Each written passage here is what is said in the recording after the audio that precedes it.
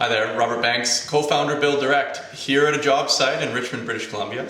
We're doing an installation of 5-inch wide engineered hardwood flooring. So we're going to take you through the process of site preparation, installation, all the way through the various steps, and then up to the finished product. Typically engineered flooring or any natural wood floor, you want to give it about 5 to 7 days to acclimate, but a little bit longer never hurts. So you'd never want a product to show up in the morning and then start to install it that night. This happens to be what's called an engineered floor. It's a maple top layer, there's real hardwood on the top, and then there's a plywood core. I got these nice grooves in here to help with the stability. A lot of locations need an extra little bit of stability. Okay, so this is a nice and easy product to work with, tongue and groove.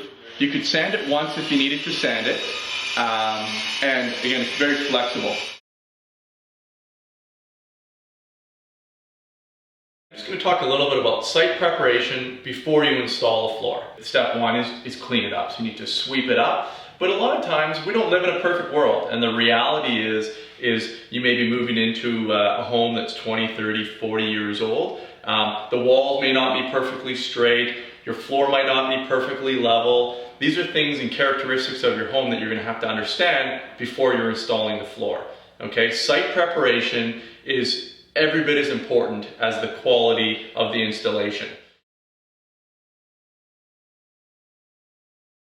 Here with Matthew Dickinson. He's just going to take us through installing underlay and site prep for that underlay. Most underlays are 2-in-1 or 3-in-1. We've gone with the 3-in-1 here that has a sound deadening aspect to it. The underlay like this has this paper, this plastic here that would actually lap over the other piece, and it just stops the sweat. So my first step is I'm going to start over this corner here.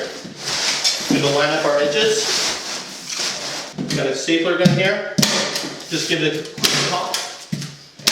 That's really just to hold it down while we roll it out.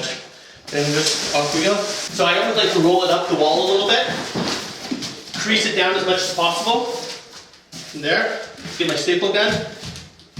Again, this is literally just to hold it into place. Again, your knife. Just give it a quick cut.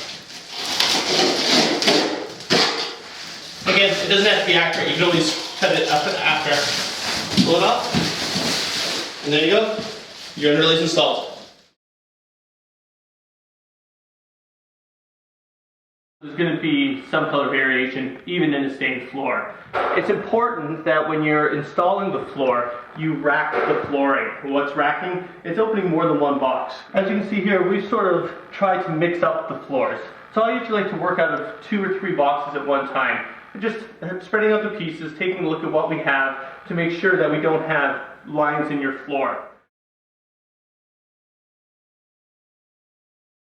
When installing floor, it's important that you lay the floor perpendicular to the floor joists.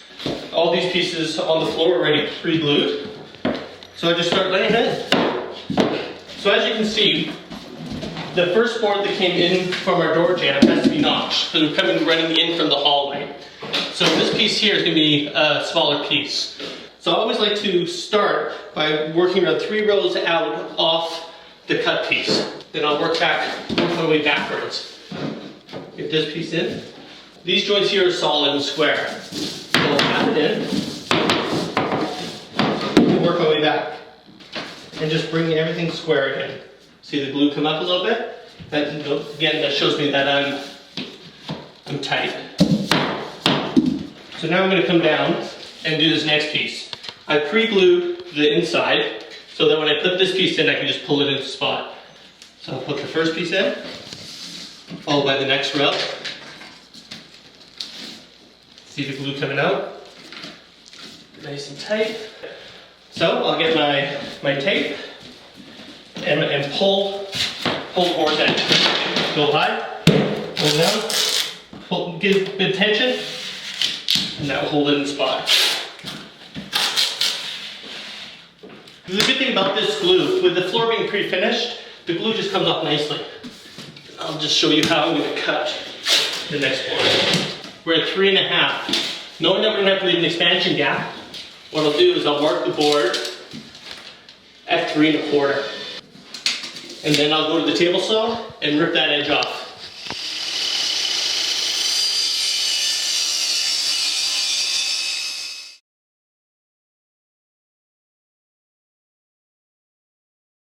Some houses have radiant heat where the floor is heated. This is forced air. So unfortunately, I have to cut around registers. So what I do is I find a piece that will have a seam in the register. So I set the board in, and I just mark it. Get your pencil. You never want to go right to this metal piece because your register has to sit inside. So, and knowing that you have about a 1/2 inch flange, I usually go just a little bit off the metal. And I mark just a little bit on the other side of that as well.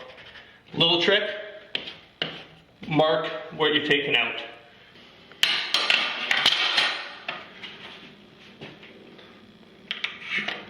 And I just draw in what I'm cutting out.